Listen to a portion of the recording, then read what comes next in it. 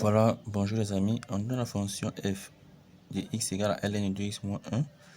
On va déterminer l'ensemble des définitions, les limites bornes du df, la dérivée, les variations, le tableau de variation. On va représenter la courbe de f et enfin on va montrer que grand f est une primitive de petit f. Donc ça, on va passer à la première question. On va dire soit x appartenant à R, alors f de x existe si et seulement si on a l'argument du ln strictement positif, c'est-à-dire 2x moins 1 strictement positif, si et seulement si 2x supérieur à 1, si et seulement si x supérieur à 1 demi, ce qui signifie que df égale l'ensemble des x strictement supérieur à 1 demi, c'est-à-dire 1 demi plus l'infini. Voici mon ensemble de définitions. Donc, deuxième question, on va déterminer les limites bornes du df, c'est-à-dire en 1 demi par valeur supérieure et en plus l'infini. Donc, on commence par la limite en 1 demi par valeur supérieure. Alors, la limite de f de x quand x tend vers 1 demi par valeur supérieure, c'est la limite de ln de 2x moins 1 lorsque x tend vers 1 demi par valeur supérieure. Ceci est égal à moins l'infini car nous avons d'une part la limite de 2x moins 1 quand x tend vers 1 demi par valeur supérieure, c'est 0 plus, et d'autre part la limite de ln de x lorsque x tend vers 0 par valeur supérieure ou 0 plus est égal à moins l'infini. Donc regardez attentivement, lorsque x tend vers 1 demi par valeur supérieure, ce terme-ci que voici, lui va tendre vers 0 par valeur supérieure, parce qu'en remplaçant ici x par 1 demi, on aura 0. Et comme ici le coefficient est positif, on aura 0 plus. Donc cette limite ici donne 0 plus. Et on sait que ln de x quand x tend vers 0 plus donne moins l'infini. Donc lui tend vers 0 plus. Et ln de entre guillemets 0 plus, c'est moins l'infini. Voilà pourquoi on a moins l'infini. Ensuite, la limite de f de x quand x tend vers plus l'infini, c'est la limite de ln de 2x moins 1 quand x tend vers plus l'infini, qui est égal à plus l'infini, car nous avons d'une part la limite de 2x moins 1 quand x tend vers plus l'infini égale à plus l'infini, et la limite de ln de x quand x tend vers plus l'infini égale à plus l'infini. Donc comment comprendre cette limite? Donc x tend vers plus l'infini, alors ce terme ici que voici tend vers plus l'infini, et on sait que ln d'une valeur tendant vers plus l'infini que voici tend aussi vers plus l'infini. Donc on donne nos deux limites. Donc avant de passer sur les limites, ici la limite quand x tend vers 1 demi dans l'infini, on aura donc ici dans cette méthode verticale d'équation x égale à 1 demi. On va y revenir. Donc après les limites, on va passer à la dérivée et aux variations. Je rappelle que si j'ai f de x égale à ln de u de x avec u dérivable, alors f' de x c'est u' de x sur u de x. Tout simplement, on va l'appliquer à notre fonction. Ici, f de x est ln de 2x moins 1, donc la dérivée sera la dérivée de l'argument, c'est-à-dire 2x moins 1' sur l'argument de x moins 1, qui est égal à la dérivée de x moins 1, c'est 2 sur 2x moins 1. Bien évidemment ici, pour x appartenant à df égale à 1 demi plus l'infini. Donc on a ici le signe de 2x moins 1, sa racine c'est 1 demi. Ici c'est on a moins plus. Et donc la dérivée qui est 2 sur 2x moins 1 aura le même signe, moins plus, sauf qu'ici, on aura 2 bas. Or, df c'est quoi? Df c'est 1 demi plus l'infini. Ça signifie que pour x dans le df, la dérivée est strictement positive. Donc pour x appartenant à df, f' de x est strictement positif. D'où f est strictement croissante.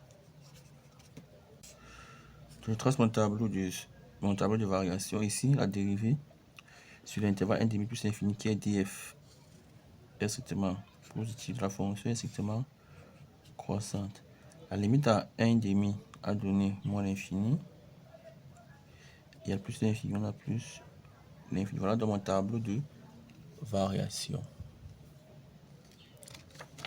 Maintenant, on va passer à la courbe représentative. Donc, on va commencer par les branches infinies. Donc, on a déjà vu que la limite de f de x quand x tend vers 1 demi valeur supérieure, c'est moins l'infini. Alors, c'est admet la droite d'équation x égale à 1 demi comme asymptote verticale. Donc, delta d'équation x égale à 1 demi asymptote verticale ACF. D'une part. D'autre part, on a vu que la limite de f de x quand x tend vers plus l'infini égale à plus l'infini. Alors, on va calculer la limite de f de x sur x quand x tend vers plus l'infini, qui est égal à la limite de ln de 2x moins 1 sur x quand x tend vers plus l'infini. C'est encore égal à la limite lorsque x tend vers plus l'infini de ln de 2x moins 1. Donc, ce que je vais faire ici, je vais multiplier en haut et en bas par 2x moins 1. Donc, 2x moins 1, 2x moins 1 sur x. Vous voyez que je n'ai rien changé. Si je simplifie par ce terme ici, j'aurai encore quoi? Ln de 2x moins 1 sur x. Il n'y a rien changé. Là, nous sommes d'accord. Voilà. Sauf que ceci est égal à la limite de ce terme ici fois la limite de ce terme ici, c'est 2. On a ici un rapport de 2 monomes du premier degré. Donc, c'est encore la limite de 2x sur x qui est égal à 2. Donc, ce terme ici, à plus l'infini, tend vers 2. Je mets le 2 en facteur. C'est 2 limites quand x tend vers plus l'infini de ln de 2x moins 1 sur 2x moins 1. Et je peux poser 2x moins 1 égale à grand x. Ça va faire la limite de ln de grand x sur grand x. Et ayant posé ceci, lorsque petit x tend vers plus l'infini, 2x moins 1 tend vers plus l'infini, c'est-à-dire grand x tend également vers plus l'infini. Donc ici la limite de ln de x sur x, quand x tend vers plus l'infini, cette limite signe est une limite remarquable qui est égale à 0. Donc on va faire 2 fois 0 qui est égal à 0. Donc on a la limite de f de x sur x quand x tend vers plus l'infini est égal à 0. Ça signifie que notre courbe admet une branche parabolique de direction asymptotique OI, l'axe des abscisses. Donc la courbe va se diriger un peu vers l'axe des abscisses. Je ne sais pas comment dire ça. D'après petit a, les branches infinies, on va passer au petit b, point de rencontre avec les axes du repère.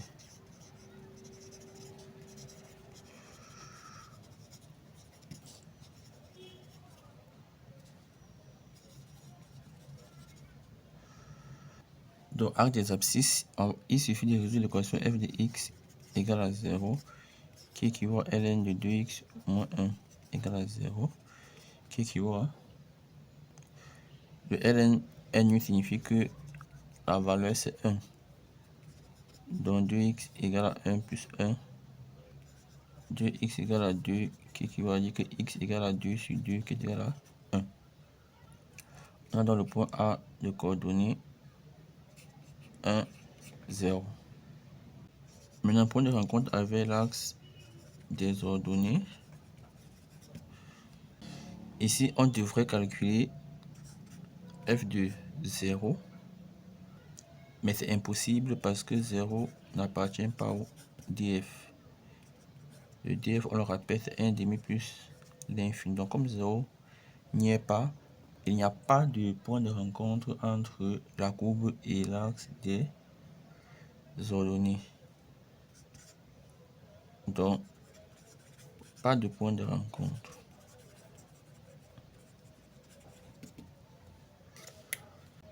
Donc, quelques valeurs, on va calculer f de 2, f de 5. F de 2, ça va faire, je remplace ici x par 2, ça va faire ln de 2 fois 2, 4 moins 1, ça va faire ln de 3, qui est égal à 1,09. Donc f de 2, c'est 1,09. Et f de 5, ça va faire 2 fois 5, 10, 10 moins 1. Ça va faire 9. Alors, donc ln de 9, qui est égal à 2,19. Donc f de 5, c'est 2,19.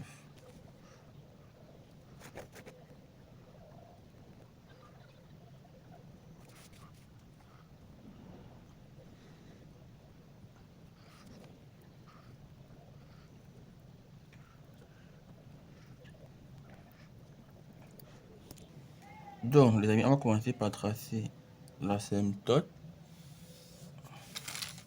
La troisième équation x égale à 1 demi. Voici 1, voici 1 demi. On a l'asymptote. On sait que la fonction est croissante. Donc, voici mon tableau de variation. La fonction croît de moins l'infini vers plus l'infini. On a l'asymptote ici. Le point de rencontre. On a vu que la courbe passait par le point de coordonnées 1, 0, que voici. Donc, voici un point de la courbe. On a vu que f de 2, c'est 1,9. F de 2. Donc, f de 2, c'est 1,9. Voici 1. Donc, c'est pratiquement 1. Voilà f de 2. F de 5, c'est 2,19.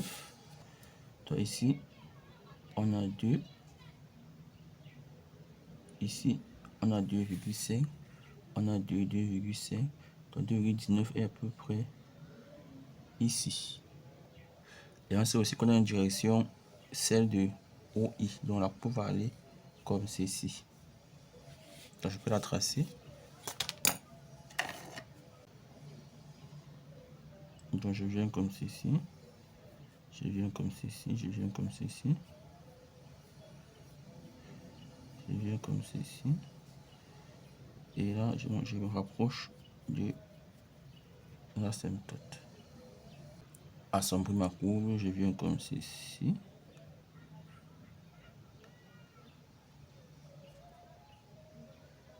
Voilà, voilà, voilà. Ici, je me rapproche.